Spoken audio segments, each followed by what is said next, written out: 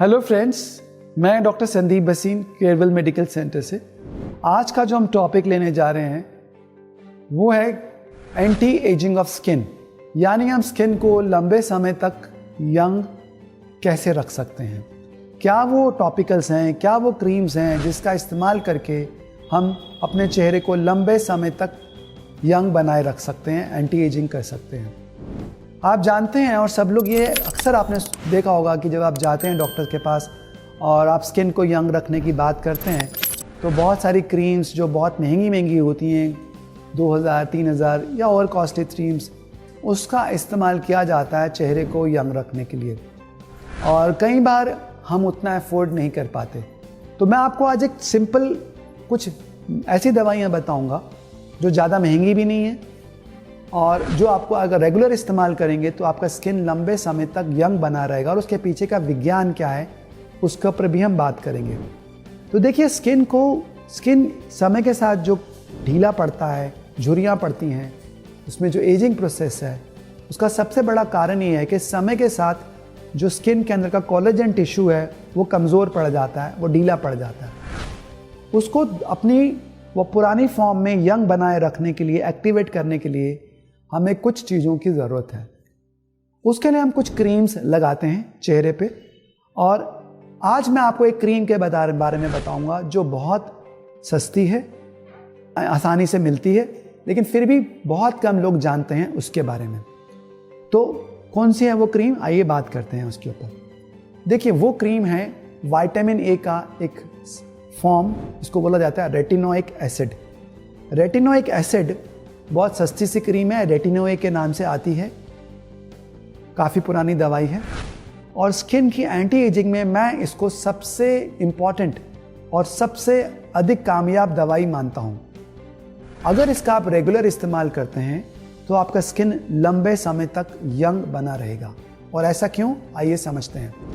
Retinoic acid यानी vitamin A का एक डेरिवेटिव है। विटामिन ए से एक विकसित एक कंपाउंड है जो आपके स्किन में अगर हम टॉपिकली लगाते हैं क्रीम के फॉर्म में, तो स्किन के अंदर केराटिनोसाइट्स यानी कि जो हमारे केराटिन सेल्स हैं उनको जाके एक्टिवेट करता है। उसको एक्टिवेट करने के बाद शरीर के अंदर नया collagen, blood vessels, fibroblast, keratin cells यानी पूरा का पूरा नए स्किन का निर्माण होना शुरू हो जाता है।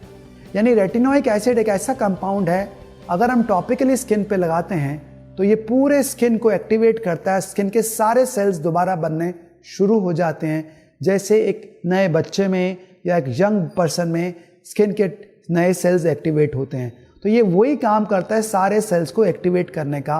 पूरे केराटिन, चाहे वो फाइब्रोब्लास्ट हैं या कोलेजन है या केराटिन सेल्स हैं, इन सब को एक्टिवेट करता है। तो अगर आप रेगुलर रेटिनोइक एसिड का इस्तेमाल कर रहे हैं तो आपके फाइन लाइंस, रिंकल्स और पिगमेंटेशन ये काफ़ी हद तक कम हो सकते हैं, ओपन पोर्स भी कम हो सकते हैं।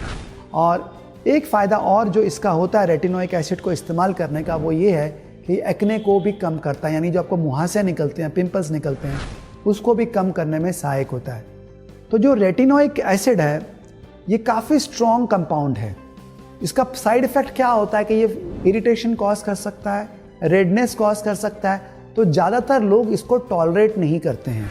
हालांकि सबसे इफेक्टिव कंपाउंड है ये anti ageing of the face के अंदर, लेकिन रेडनेस होती है, इचिंग होती है और स्किन निकलता है, पीलिंग होती है स्किन की, तो लोग अक्सर इसको छोड़ देते हैं इस्तेमाल करना। तो ऐसे में लोगों ने क्या किया, वैज्ञानिक ने क्या किया, इसके डिफरेंट फॉर्म निकाले गए और तरह के रेटिनोइक एसिड के बारे में पता किया गया। आज हमारे पास जो रेटिनॉल्स हैं वो तीन तरह के हैं, जनरेशन 1, जनरेशन 2, जनरेशन 3। जनरेशन 1 में हमारे पास आता है retinols and retinoic acid. Generation 2 के अंदर हमारे पास एसिट्रेटिन आता है। जनरेशन 3 में हमारे पास आता है एडाप्लिन एंड टाजोट्रिन। तो जो जनरेशन 1 के जो हैं रेटिनोइक एसिड एंड रेटिनॉल्स, ये काफ़ी समय से स्किन केयर में इस्तेमाल किए जा रहे हैं। जो रेटिनॉल है वो प्रो ड्रग है, यानी रेटिनॉल जब हम स्किन पे लगाते हैं तो स्किन के अंदर जाकर बाद में रेटिनोइक एसिड बनता है। लेकिन रेटिनॉल का जो फ़ायदा है, रेटिनॉल का फ़ायदा है कि ये कम इरिटेटिंग है as compare to retinoic acid. Retinol जो हैं ये रेटिनोइक एसिड से ज़्यादा कॉस्टली होते हैं, एक्सपेंसिव होते हैं, लेकिन ये इरिटेशन भी कम कॉज करते हैं, लेकिन इनका असर भी कम होता है एज़ कम्पेयर टू जो हम रेटिनोइक एसिड को देखते हैं। तो रेटिनॉल्स जो हैं वो यूवगार्ड जैसी क्रीम के अंदर हमको मिलते हैं, और भी बहुत सारी क्रीम्स हैं, रेटिग्लो है, यूवगार्ड है, इसके अंदर हमको अवेलेबल होते हैं। तो इसके अंदर हम इनको इस्तेमाल कर सकते हैं।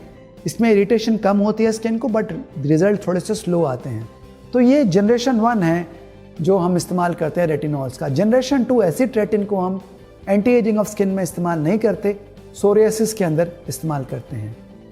जो जनरेशन 3 है अडैप्लिन को हम एक्ने में काफ़ी इस्तेमाल कर रहे हैं, और ये पाया गया है कि अडैप्लिन जो है ये काफ़ी इफ़ेक्टिव है एंटी एजिंग ऑफ स्किन के अंदर भी काफ़ी अच्छा काम करती है, और ये उसको भी एक्ने को भी कम करती है, और हमारे ओपन पोर्स को भी क्लोज करने में हेल्प करती है। तो अगर आपको एक्ने भी है यानी मुहासे भी हैं और आप स्किन में एंटी एजिंग भी चाहते हैं तो आप अडैप्लिन को इस्तेमाल कर सकते हैं। ये पाया गया कि अडैप्लिन और रेटिनोइक एसिड लगभग उनकी जो इफेक्टिवनेस है वो एक जैसी है और इक्वल है, और अडैप्लिन जो है ये कम इरिटेटिंग है as compare to retinoic acid. तो अगर आप रेटिनोइक एसिड को इस्तेमाल नहीं कर पा रहे हैं क्योंकि बहुत इरिटेटिंग है, तो आप रेटिनॉल्स को इस्तेमाल कर सकते हैं या अडैप्लिन को इस्तेमाल कर सकते हैं। खास करके अगर आपको मुहासे भी हैं, पिंपल्स भी हैं, तो मैं आपको एडवाइस करूंगा कि आप इसको अडैप्लिन को इस्तेमाल करें। कुछ बातें, अगर आप रेटिनोइक एसिड्स यूज़ कर रहे हैं तो इसको हाई डोज में, अगर आप प्रेग्नेंट हैं तो नहीं करना चाहिए। रेटिनोइक एसिड के बाद आपको सनस्क्रीन का इस्तेमाल ज़रूर करना चाहिए ताकि स्किन में पिगमेंटेशन ज़्यादा ना बढ़ जाए, स्किन के अंदर फोटो एजिंग ज़्यादा ना बढ़ जाए। तो रेटिनोइक एसिड या रेटिनॉल के साथ सनस्क्रीन को इस्तेमाल करना बहुत ज़रूरी है। इसके साथ अगर आप एक प्रॉपर स्किन केयर रेजीम चाहते हैं, रेटिनोइक एसिड या रेटिनॉल को आपको रात के समय इस्तेमाल करना चाहिए जब सूरज नहीं होता है, बिकॉज अदरवाइज आपका स्किन काफ़ी सेंसिटिव हो जाएगा। इसके साथ आप सनस्क्रीन इस्तेमाल करें। आप डिफरेंट सनस्क्रीन ले सकते हैं, बट फिजिकल सनस्क्रीन जिसमें जिंक ऑक्साइड है 20 से 25% जिंक ऑक्साइड, दिन में 2 बार 3 बार उसको इस्तेमाल करें, वो काफ़ी अच्छी रहती हैं। इसके साथ एक अच्छी क्वालिटी का मॉइस्चराइजर्स, खास करके अगर उसमें हाइलुरोनिक एसिड है उसको इस्तेमाल करें, क्योंकि हाइलुरोनिक एसिड के 2 फ़ायदे हैं। एक तो ये हाइड्रेट करेगा, स्किन को प्लम्पी करेगा, रिंकल्स को कम करने में इफेक्ट करेगा, और रेटिनॉल से जो इरिटेशन हो रहा है उसको भी ये कम करता है। इसके साथ आप antioxidants like vitamin C and ferulic acid को सीरम के फॉर्म में जो अवेलेबल हैं टॉपिकली स्किन के ऊपर लगा सकते हैं। अगर आप इन सब चीज़ों को इस्तेमाल करते हैं, रेटिनोइक एसिड को, सनस्क्रीन को, हाइलुरोनिक एसिड है या मॉइस्चराइजर्स हैं, इसको इस्तेमाल करते हैं, साथ में आप एंटीऑक्सीडेंट क्रीम्स को अगर आप लेते हैं, इन सब का कॉम्बिनेशन आपको अच्छा रिजल्ट दे सकता है। सो आखिर में आपको ये बोलना चाहूँगा, अगर आप स्किन को यंग रखना चाहते हैं तो एक रूटीन बनाएं जिसमें आप रात में रेटिनॉल, रेटिनोइक एसिड या अडैप्लिन जैसा कोई भी एक कंपाउंड इस्तेमाल करें। दिन में जब आप धूप में जाते हैं तो सनस्क्रीन दिन में 3 बार उसका इस्तेमाल करें। एक अच्छा मॉइस्चराइज़र लें, खास करके जिसमें हाइलुरोनिक एसिड हो, जो आपको मॉइस्चराइज कर सके स्किन को, और साथ में एंटीऑक्सीडेंट सीरम जिसमें विटामिन सी, फेरुलिक एसिड या और भी कुछ विटामिन हो, विटामिन ई जैसे विटामिन, उसको कॉम्बिनेशन ऐसा एक सीरम लें। इसका रेगुलर अगर आप इस्तेमाल करते हैं और एक अच्छी डाइट लेते हैं जो ग्रीन हरी सब्जियों में, फ्रूट्स में, एंटीऑक्सीडेंट्स में रिच है, तो आप लंबे समय तक अपने स्किन को यंग और हेल्दी रख सकते हैं। धन्यवाद फ्रेंड्स, मैं doctor Sandeep Bhasin, Carewell medical centre से।